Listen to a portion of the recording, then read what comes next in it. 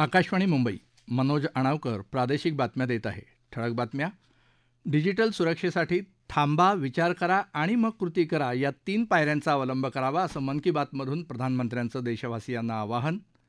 देशातलं गेमिंग अवकाश झपाट्यानं विस्तारत असून भारत एक नवी क्रांती घडवण्याच्या मार्गावर असल्याचं प्रधानमंत्री नरेंद्र मोदी यांचं प्रतिपादन.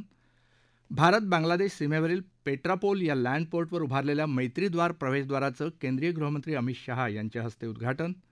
आणि विधानसभा निवडणुकीसाठी राष्ट्रवादी काँग्रेस शरदचंद्र पवार पक्ष, काँग्रेस तसंच राष्ट्रवादी काँग्रेसकडून उमेदवारांची तिसरी यादी जाहीर.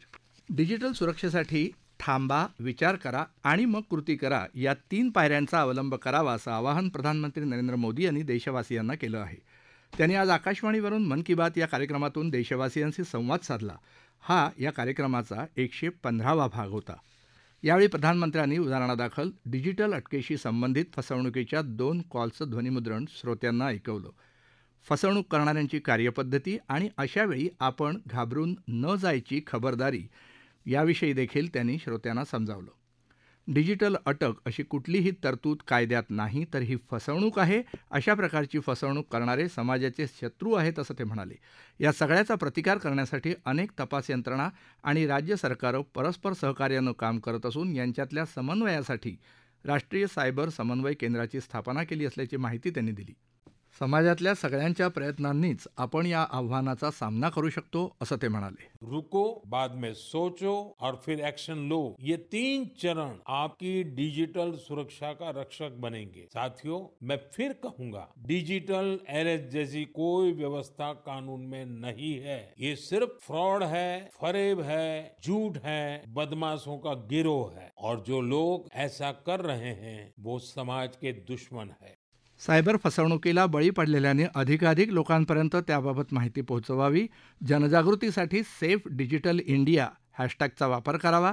अशा मोहिमांमध्ये शाळा आणि महाविद्यालयांनी विद्यार्थ्यांना सहभागी करून घ्यावं असं आवाहन त्यांनी यावेळी केलं. अशा घटनांविरोधात नागरिकांनी 1930 या राष्ट्रीय सायबर मदत क्रमांकावर अथवा cybercrime.gov.in या पोर्टलवर कळवावं अशी माहितीही त्यांनी दिली. आशय आणि सर्जनशीलतेमुळे मनोरंजनपर ॲनिमेशनमधली भारतीयांची कामगिरी जगभर नावाजली जाते.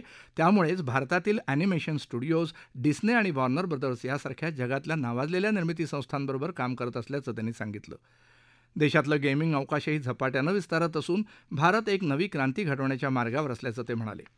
ॲनिमेशन क्षेत्रामुळे भारतीयांची सर्वाधिक निर्मिती असलेल्या VR अर्थात आभासी पर्यटनालाही मोठी चालना मिळाल्याचं त्यांनी सांगितलं.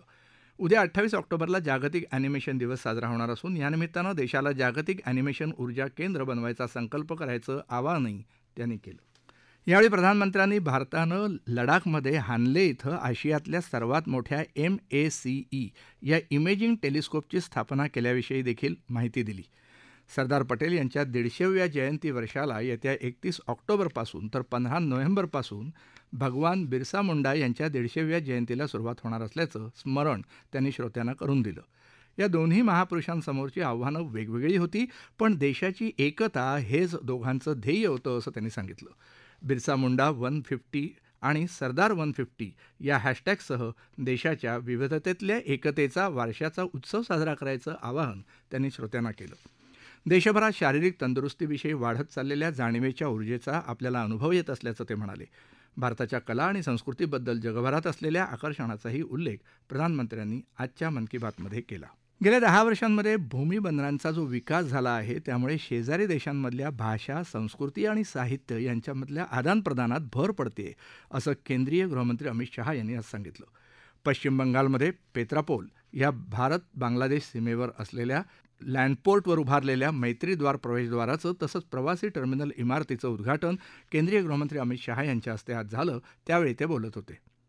लँडपोर्ट ऑथॉरिटीचं काम हे प्रधानमंत्री नरेंद्र मोदी यांच्या समृद्धी, शांतता, भागीदारी आणि विकास या चतुसूत्रीवर चालत असल्याचं शहा यांनी सांगितलं. बांगलादेशातून दररोज 5 ते 6 हजार माणसं भारतात वैद्यकीय इलाजासाठी येतात.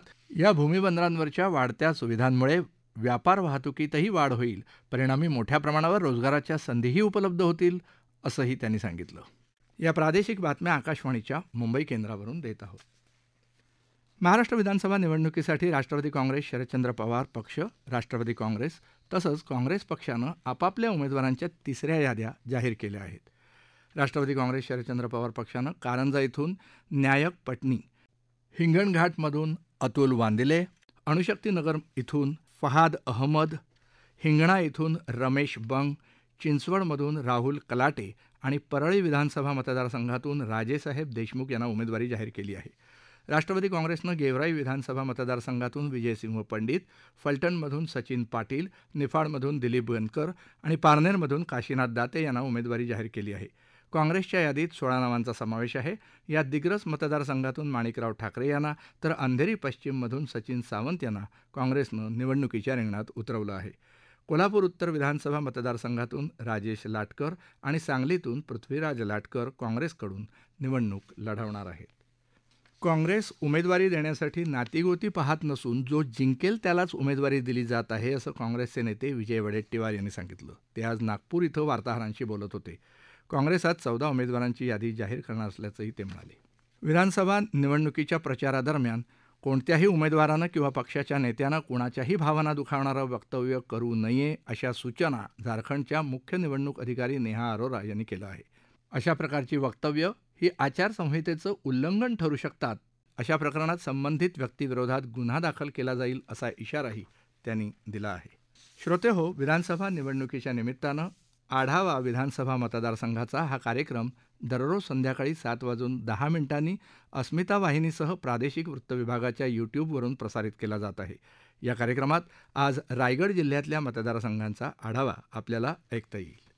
यावर्षीच्या ऑगस्ट महिन्यात कर्मचारी राज्य विमा योजनेत 20,74,000पेक्षा जास्त कर्मचाऱ्यांनी नोंदणी केली आहे. गेल्या वर्षीच्या ऑगस्ट महिन्याच्या तुलनेत नोंदण्यांमध्ये 6.8% जास्त कामगारांनी नोंदणी केल्याचं आकडेवारीतून दिसून आलं आहे. यापैकी जवळपास 10 लाख कर्मचारी 25 वर्षांखालच्या वयोगटातले आहेत.